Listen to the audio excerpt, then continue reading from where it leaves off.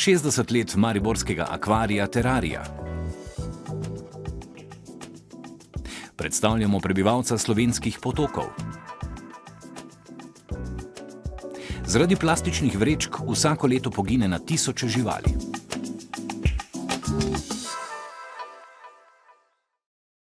Pozdravljeni! V začetku današnje oddaje se bomo posvetili častitljivemu jubileju. Mariborski akvarij Terarij namreč praznuje 60 let.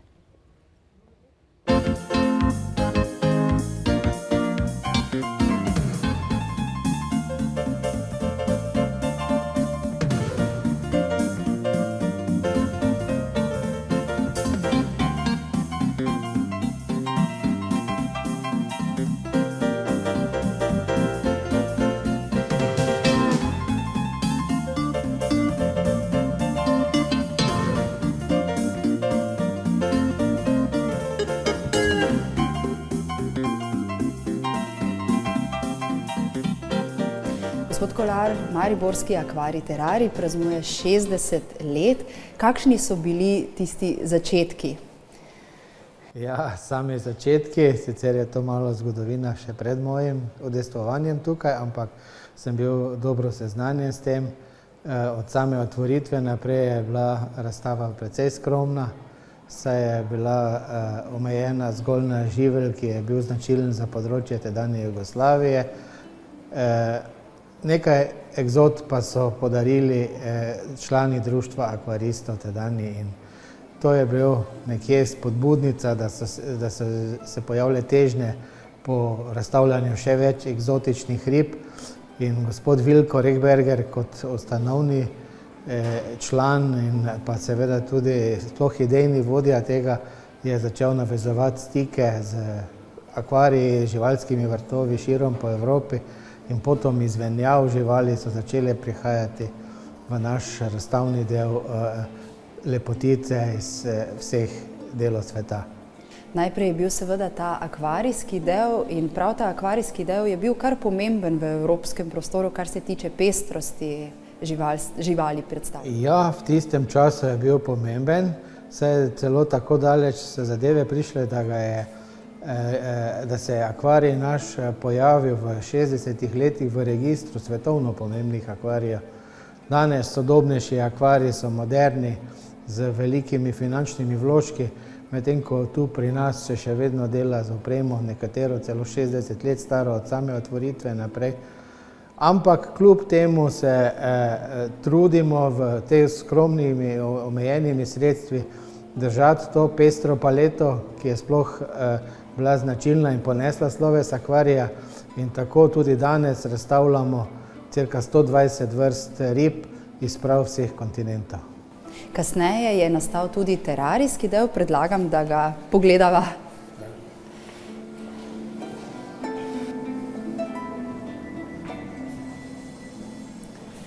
Zdaj smo tukaj v terarijskem delu. Kdaj je pravzaprav nastal ta del? Ja, terarijski oddelek je predvsem mlajši, saj se je ideja za njegovo postavitev rodila, ko smo se znašli v zagati, kaj narediti z nerentabilno ribogojnico. V teh prostorih je bila ena največjih ribogojnic v evropskem prostoru, saj smo nekje 100 tisoč letno imeli proizvodnje tropskih rib. Vendar, ko so se odprle meje in zasule so našo državo ribe, cenene ribe, nekvalitetne ribe iz Azije in več nismo mogli finančno konkurirati in smo zašli v rdeče številke s to dejavnostjo. Takrat se je istočasno pojavila, smo uredili eno razstavo Kače na Slovenskem, ki je bila med šolniki zelo, zelo odmevna, kar nam je potem dalo idejo in spodbudo, da smo se še spustili na področje teraristike. Koliko različnih živali je zdaj v terarijskem delu mogoče videti, pa katere so tiste najbolj privlačne za obiskovalce?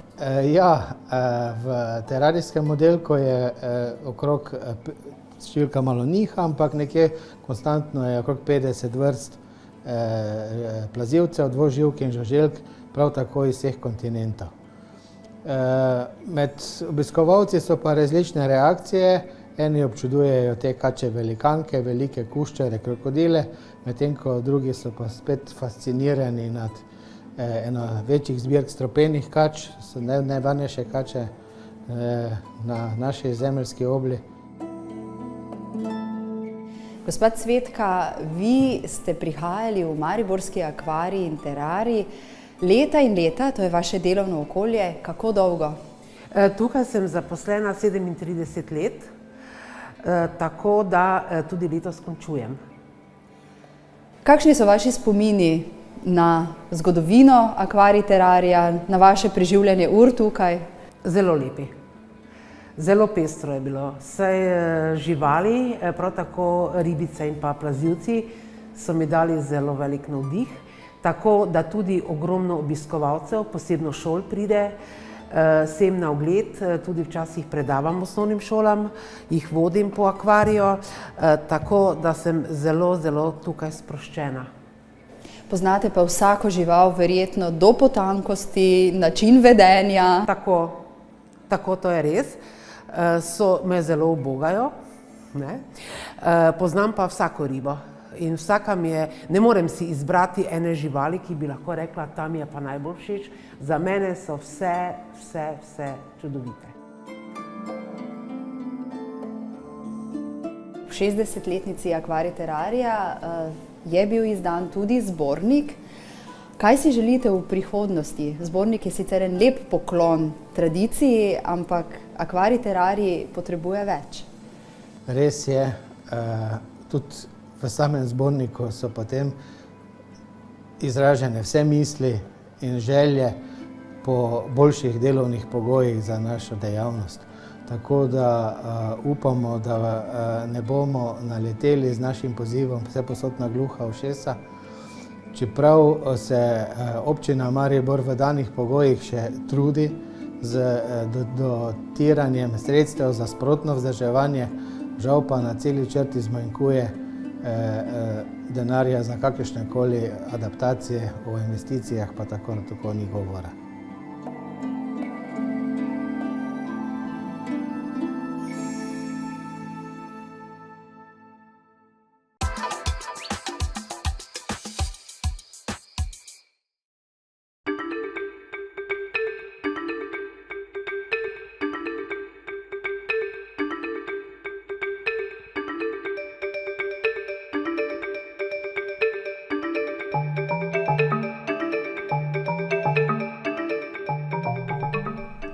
Potočni raki so bili v Sloveniji nekoč veliko bolj razširjeni in pogosti kot danes. Poznali so jih tako rekoč vsi, tudi lovili so jih celo otroci.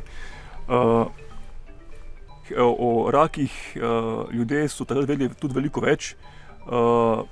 Danes raka nedvomno poznajo vsi, verjetno pa malo kdo ve, da pri nas živijo kar 3 vrste različnih.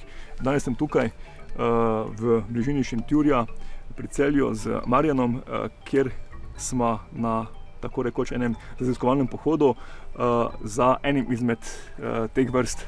Marjan, boš povedal kaj več o tem današnjem ulovu, ki smo danes dobili v tem lepem potoku. Vidim, da so kar lepi primerki. Bilo bi super, če bi res imeli samo 3 vrste potočnih rakov še vedno v Sloveniji, ampak nažalost imamo že kakšnega prišleka, ki v Slovenijo več ne spada, ampak ja, originalno imamo samo 3 slovenske vrste potočnih rakov. Območje Šentjurja spada v osrednje območje koščaka v Sloveniji. Tudi ta potok, kot vidiš, je ta še zelo lepo ohranjen, za razliko od marsikaterega v Sloveniji. In tukaj imam nekaj primerkov koščakov, pa jih lahko pogledamo. Predvsem so različno velike. Recimo, to je kar velik, ja. To je recimo en samec. Boš recimo razložil tudi gledalcem, kako ločimo samico in samca. Čakaj, bomo prvo poiskali eno samico. Za primerjavo. Tega bomo kasneje razložili. Evo ga, tu imamo eno samico. Bo še prijel. Vidiš, to so organi za razmnoževanje od samca, samica jih pa tukaj nima. To je najlažje, kako ločimo samca od samice. Tudi samci so večji kot samice? Ne, sploh ne nujno. Tu je pač slučajno zdaj, ker imamo ta 2 primerka v roke.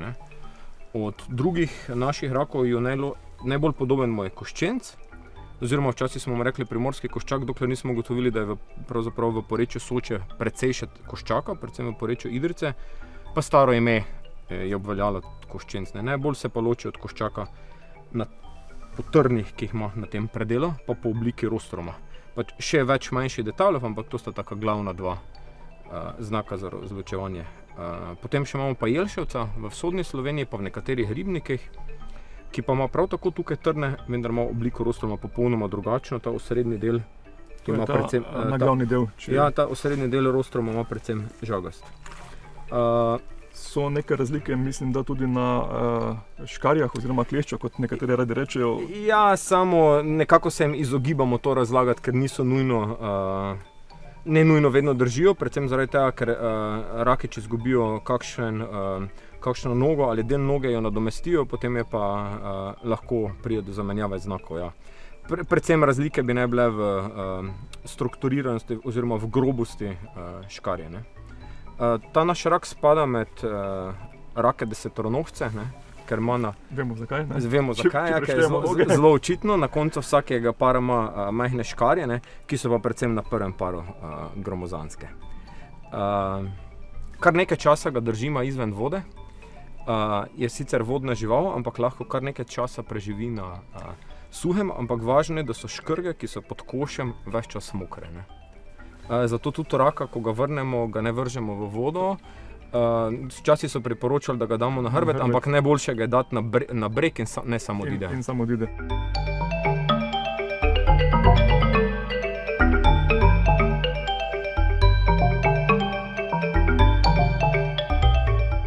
Rake v Sloveniji prepovedano loviti, so zavarovani kot osebke in tudi zavarovanje njihov habitat. In zato, kar jaz delam tukaj, je treba imeti posebno dovoljenje ministrstva, zato da jih sploh lahko vznemirjamo v njihovem naravnem življenjskem prostoru.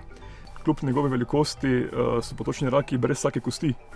To bo verjetno zanimivo, da tako velika žival pa nima nobene opore, razen te zunanje. Ja, seveda, ampak zunanji skelet je zelo močen in dejansko ravno različne nevihte, ki premikajo skale v potoku, mu polomijo sicer kakšno nogo, ampak rak preživi. Ravno to je njegova prilagoditev na življenje v takih dokaj vsako leto, mogoče enkrat letno neprimernih pogojih.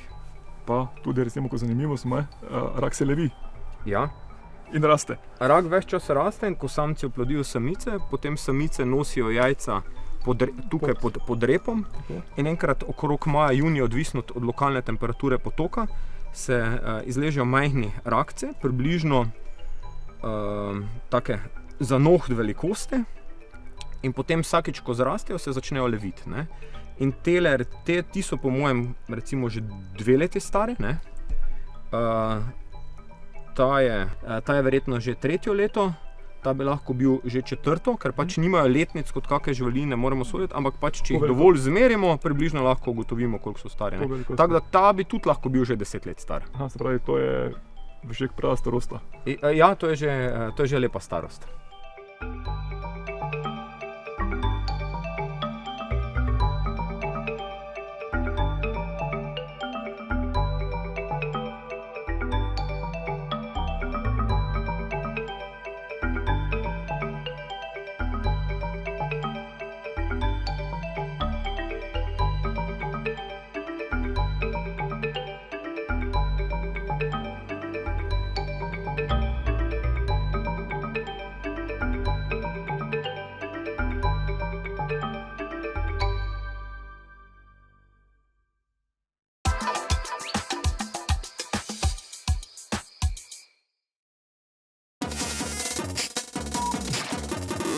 Pozdravljeni, dobrodošli v plastični družbi P kot plastika.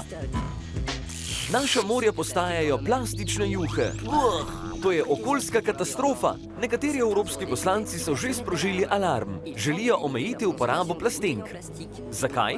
Raziščimo plastiko, ki vpliva na naša vsakodnevna življenja. Ta juha odpadkov je v Sredozemskem morju, toda to ni nič v primerjavi z vrtincem smeti. Ta vrtinčasta masa odpadkov je v velikosti tretjine Evrope.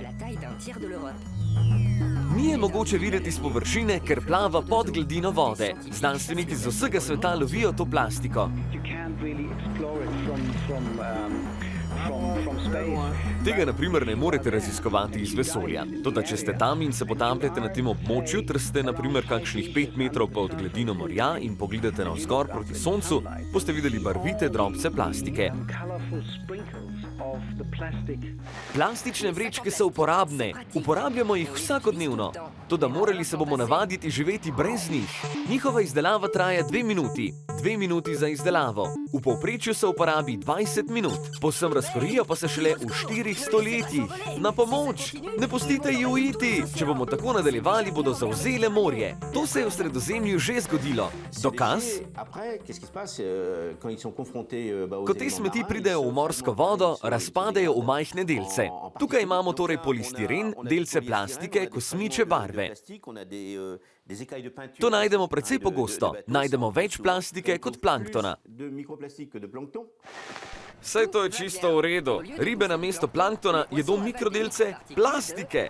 Torej, če jih prej ne poškodujejo ali ujamejo veliki kosi smeti. To vsako leto povzroči smrt 1 milijona ptic in 100 tisoč morskih sesalcev. V okolje odvržemo tone plastike, toda nobene bančne kartice. Čudno, teh ne zavržemo. Torej, kjer je volja, adijo!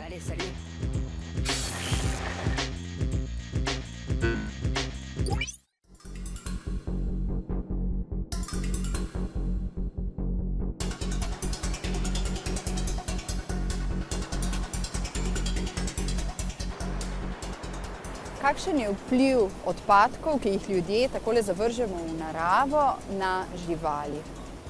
Vplivi so dveh vrst. Eni so direktni, drugi so pa indirektni.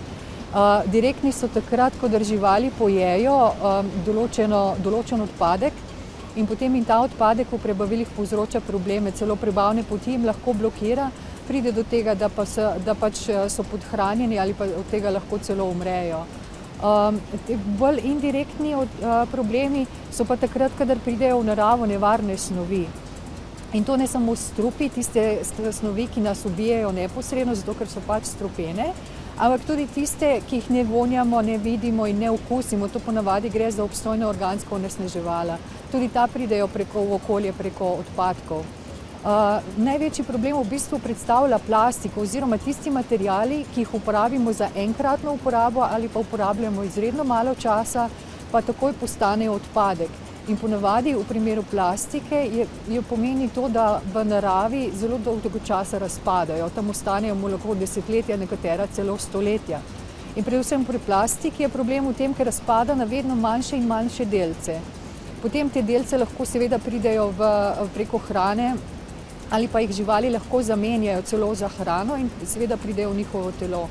V morjih pa to predstavlja še dodaten problem, zato ker se ta tanka juha plavajoče plastike, ki plava tik pod površjem oceana, razteza že praktično čez vsa svetovna morja. In ugotovili so, ko so raziskovali, koliko teh odpadkov v naših morjih je, so ugotovili, da je preko 6-krat več pravzaprav teh drobcev plastike v morju, kot pa zooplanktona, ki je osnovni člen prehranjevalne verige. No pa še en problem je povezan s tem, tukaj še ni konec. Na te delčke plastike se ta obstojna organska onesnaževala, kot so herbicidi, pesticidi, dioksini in podobne snovi, prilepijo. In so ugotovili znanstveniki, da lahko na površju plastike se nahaja preko 1000 do 10 000 krat večja koncentracija teh snovi kot v okoliški vodi. Če pa to pride v prebavila oziroma vstopi v prehranjevalno verigo, pa delujejo kot motilci hormonov, kar vpliva na reprodukcijske sposobnosti živali in nenazadnje tudi preko hrane seveda vstopa v prehranjevalno verigo tudi nas. Mi smo na vrhu te verige in tudi te probleme lahko zaznamo tudi danes že pri ljudeh, ne samo pri živalih. Alarmantnost problema je v bistvu kar precej velika. Če znanstveniki raziskujejo, ker delajo obdukcije nasedlih kitov in delfinov, in že ugotavljajo, da imajo izredno velike probleme nekatere populacije teh živali pri razmnoževanju, pri reprodukciji. In to nekako pravijo znanstveniki, da zna nakazovati tudi to, kar se nam lahko ljudem zgodi čez nekaj generacij. Torej, ti problemi niso zanemarljivi. Tudi svetovna morja je izredno težko očistiti zdaj te plavajoče juhe, ker če bi bili to posamezni odpadki, bi se to dalo še nekako pobrati iz morij ven in potem to očistiti. Glede na to, da pa ta juha je tako raztegnjena in so ti delci tako drobni, je pa to izredno težko očistiti. Poleg tega, v bistvu na globalnem nivoju največji problem je naša potrošniška družba, kajti ti odpadki so večinoma rezultat te potrošniške družbe. Se pravi, da moramo narediti premik v glavi, kar je izredno težko narediti. Začnemo razmišljati, ko izdelke že izdelujemo, začnemo razmišljati o tem, kaj bo potem z izdelkom oziroma z embalažo, ko nek izdelek kupujemo. In ta preskok moramo še narediti. Ni dovolj, da samo postavimo zabojnike pred vrata, pa rečemo, zdaj pa mi ločeno zbiramo, tukaj imamo papir, pa imamo rumen zabojnik za odpadno plastično embalažo, zbiramo steklo, recikliramo železo in tako naprej. Ampak da že takrat, ko razmišljamo, kako bo izdelek uporabljan, kako ga bomo razstavili na posamezne materiale na koncu, da se ti materiali lahko vrnejo nazaj v osnovne tokove.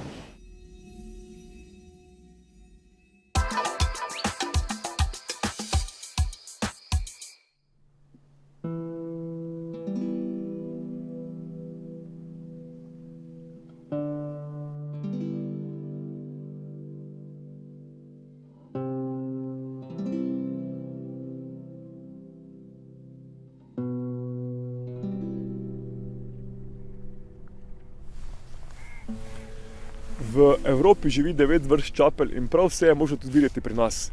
Najpogostejša tako v Evropi kot pri nas je siva čaplja, to verjetno poznamo, prav vsi, saj vidimo tudi povsod na vodah, na njivah, na travnikih. Nekoliko redkejše so ostale vrste. V jesenskem pa zimskem času pa pri nas se pojavi še ena vrsta, ki je vse pogostejša, to je velika bela čaplja. Ljudje jo pogosto zamenjujejo z belo štorkljo, saj malo spominja po velikosti, po obliki in po barvi. Vendar je to čaplja, velikosti sive čaplje in je pri nas naša druga najpogostejša vrsta. Predvsem v severovzhodni Sloveniji, nekje od avgusta do marca, jo vidim lahko tudi v večjem številu. Jeseni na vodah, predvsem stoječih, to so ribniki, zadrževalniki, akumulacije.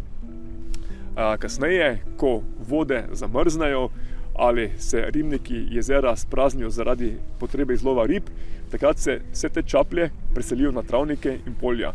Se pravi, ves zimski čas preživijo na travnikih in poljih, kjer lovijo male sesalce. Prej lovijo ribe, žabe, tudi kače in žuželke, kasneje pa, čeprav ljudje smatrajo, da lovijo samo čaplje, samo ribe, živijo samo od malih sesalcev, ki jih lovijo na travnikih in na poljih. Imamo tudi malo belo čapljo, ta je pogostejša v primorskem koncu, posebej v solinah in kontinentalnem zatoku. Sicer se tu pojavlja v notranjosti, ampak precej redkeje kot pa velika bela čaplja. Velika bela čaplja pri nas ne gnezdi, ali pa bolje povedano še ne gnezdi, gnezdi pa v vseh okoliških državah. Najpogostejša je recimo v Avstriji, Madžarski in na Hrvaškem in prav te ptice pridejo tudi kasneje k nam. Ko gnezdijo na koncu sezone, to je tam nekje sred poletja, se razpršijo in iščejo ugodne pogoje, kjer bojo preživele jesenski oziroma zimski čas. Recimo tukaj, kjer se sedaj stojimo, bi bila ena taka možnost, to je akumulacija medvedce, velika popodna površina z velikim delom obrežne zarasti, trst, rogost, grmovje. Kajti ta čaplja, recimo za razliko od sive čaplje, ki gnezdi na drevju, ta gnezdi izključno na tleh, se pravi nekje v vodi, nad vodo skratka, kjer se naredi gnezdo v vodne vegetaciji ali pa na nizkem grmovju, ki raste v vodi, seveda zaradi varnosti.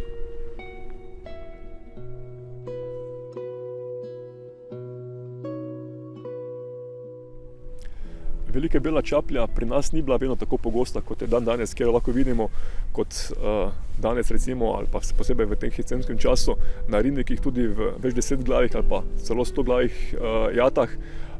Pred 20 leti je bila to redek ptič, še prej recimo izjemno redek.